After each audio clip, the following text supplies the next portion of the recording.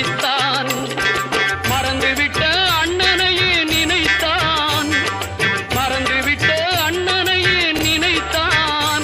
மறு கணத்தினிலே மகிழ்ச்சியிலே திளைத்தான். மறு கணத்தினிலே மகிழ்ச்சியிலே திளைத்தான். பிள்ளையார் சுழி போட்டு செயலதுவும் தொடங்கு.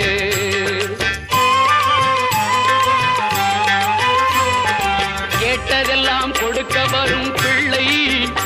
அவன் கீர்த்தி சொல்ல வார்த்தைகளே இல்லை.